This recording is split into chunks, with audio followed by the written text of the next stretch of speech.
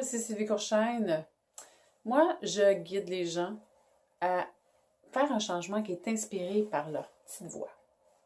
En d'autres mots, j'aide les gens à prendre position dans leur vie, à changer de situation, à faire un nouveau départ qui est inspiré avec plus de guidance et plus vraiment d'être en ligne avec leur vraie couleur, ce qu'ils sont en dedans.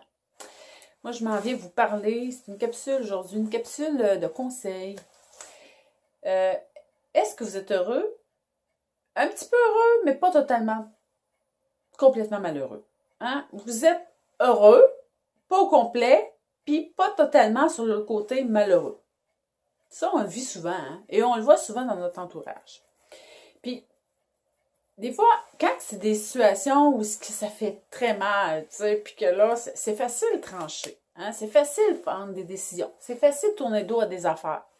Mais quand on est quand même bien, puis quand on a quand même un certain confort d'installer, tu sais, on n'est pas totalement malheureux, mais ni complètement heureux sur l'autre côté. Donc, on virevolte entre les deux, hein.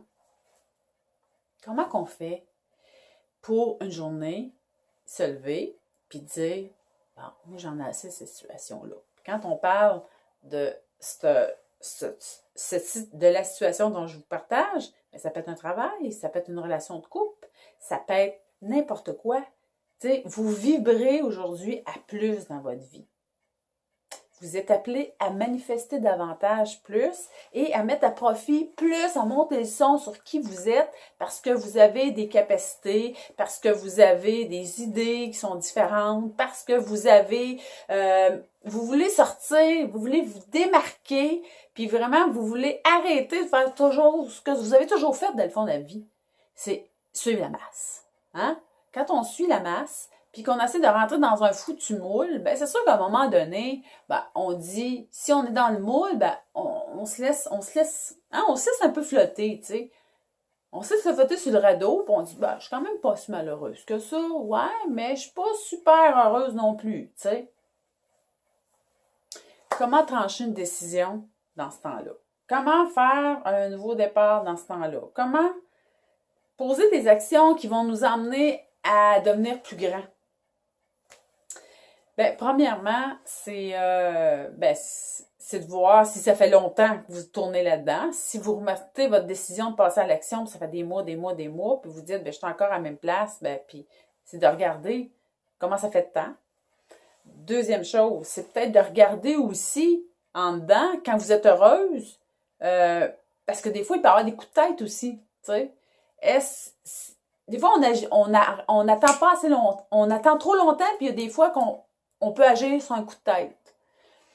Mais quand on attend longtemps avant d'agir, c'est que là, à un moment donné, c'est de voir tout ce qui nous en coûte à rester dans une situation comme ça. Est-ce qu'au niveau de l'énergie? Est-ce qu'on est brimé au niveau de notre énergie? Est-ce qu'on est brimé au niveau de notre créativité? Est-ce qu'on est brimé au niveau de notre liberté aussi? Et ça a un enjeu majeur au niveau de notre prise de décision pour faire un nouveau changement de vie. Comme autre point à regarder aussi, ben, ça serait important de voir, ça l'implique qui?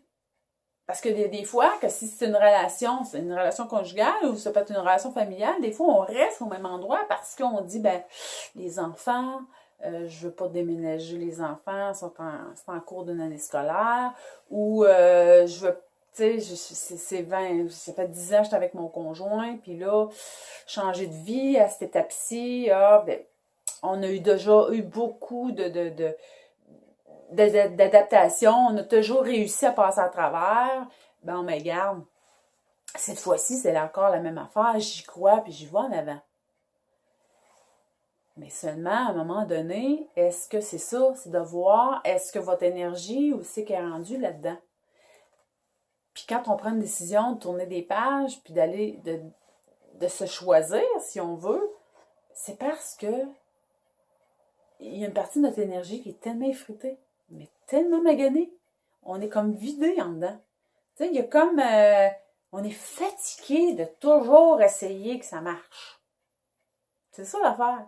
On est tanné aussi de toujours faire des de compromis. Puis c'est ça, c'est une autre affaire aussi. C'est de voir aussi, est-ce que vous faites des compromis tout le temps?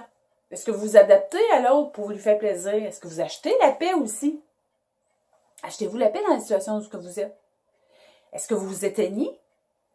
Est-ce que, des fois, là, quand on regarde ça d'un œil un petit peu plus distancé, on s'aperçoit qu'on achète la paix souvent pour ne pas faire de vagues, pour faire ce que l'autre veut, puis pour amoindrir des situations.